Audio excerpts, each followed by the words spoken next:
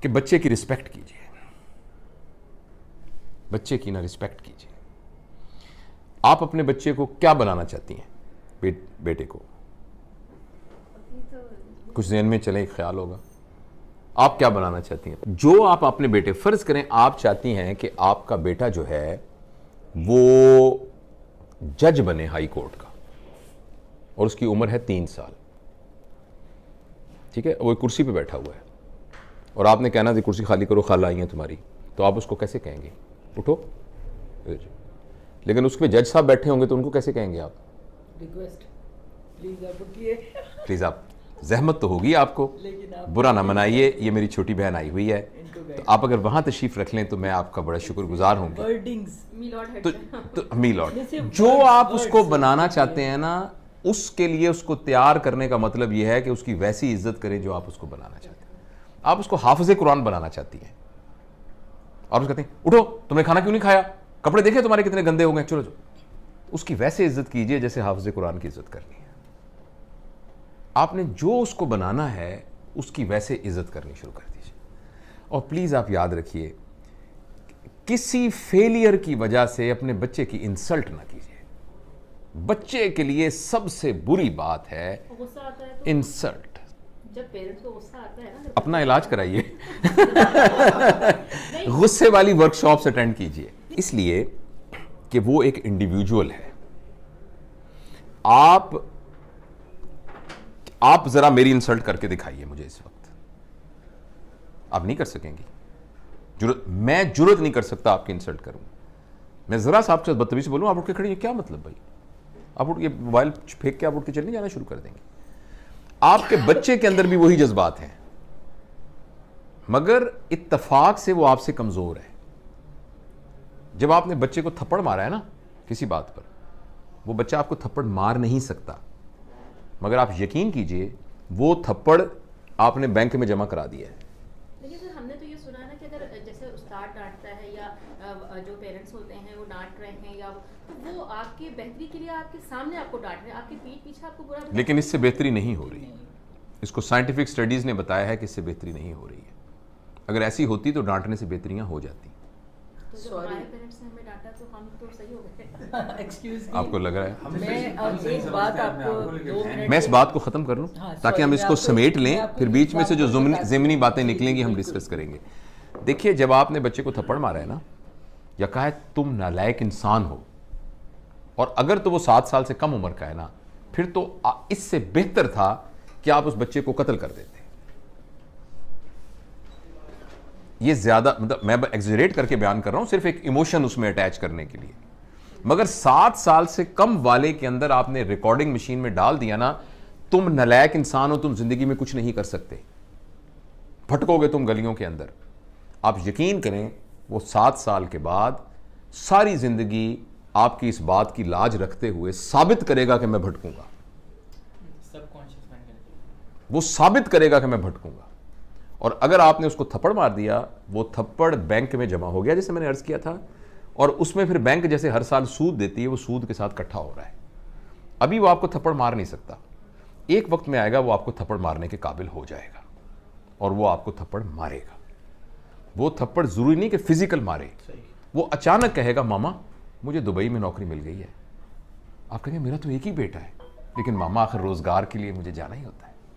آپ کہیں گے جس کے ساتھ شادی کی ہے نا میں نے، عجیب میں بہو بحال آئی ہوں، حالانکہ میرے بھائی کی بیٹی ہے، پتہ نہیں اس نے کیا میرے بیٹے کے کان میں پھونک ماری ہے، وہ اس کو لے کے دبئی چلی. مجھے جوڑوں کا درد ہے، اس کے ابا کو ہارٹ اٹیک ہوا ہے، اس کو خیال ہی نہیں آیا.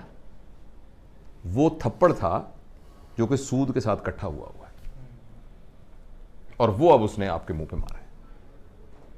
اس لیے بچہ اگر آپ کے ہاں پیدا ہو گیا ہے تو وہ آپ کا میز یا آپ کی کرسی نہیں ہے، وہ آپ کی پراپرٹی نہیں ہے. اور کوئی بھی آدمی، چاہے آپ کا بیٹا ہے چاہے کچھ بھی ہے، وہ انسلٹ برداشت نہیں کر سکتا. انسلٹ کو ریئیکٹ کرنا اس کو نہیں آ رہا اس وقت، اس لیے چپ کر کے ڈر کے بیٹھ گیا ہے. فرض کریں وہ تھپڑ نہیں مارے گا تو اس تھپڑ نے اس کو ساری زندگی کے لیے ڈرپوک بھی بنا. ہو سکتا ہے اس کا یہ ری ایکشن نکلے کہ وہ ساری زندگی کے لیے تھپڑ کھانا، وہ تھپڑ کھاتا رہے گا. وہ بندہ ہوگا جس کو اس کا باس بھی تھپڑ مارے گا جس کو دیکھیں نا، ماں وہ ہے کہ جب کوئی غلطی کر کے آئے گا تو اس نے ماں کے دامن میں اپنے آپ کو چھپانا ہے، اسی ماں نے اس کو تھپڑ مارا ہے.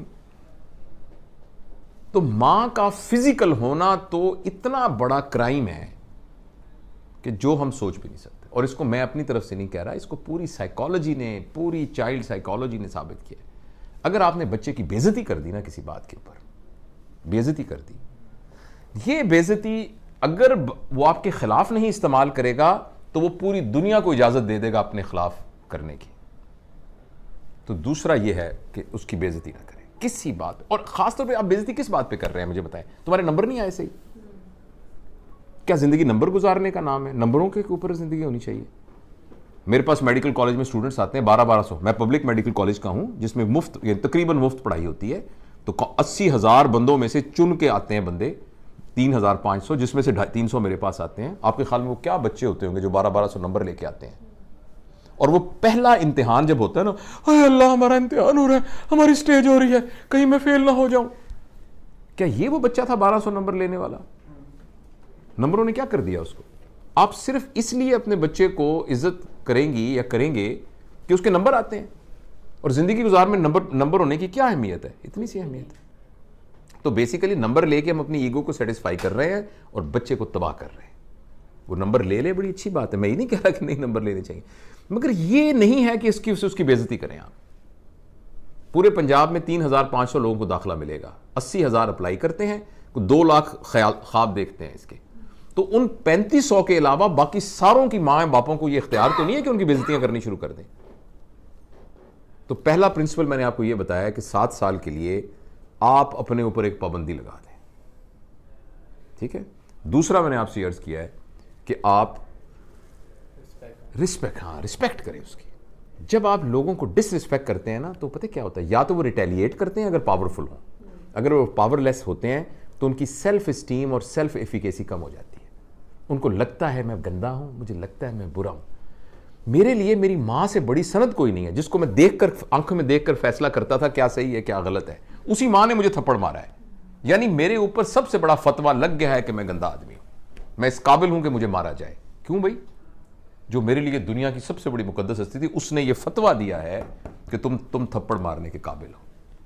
اس کا یہ مطلب ہے. بالکل صحیح بات. تو اب اچھا یہ تو کہا نا آپ نے بچے، آپ نے بیچ میں آپ کے سوال کا جواب دے دو کہ جو اب تو یہ وقت گزر گیا آپ کیا کریں.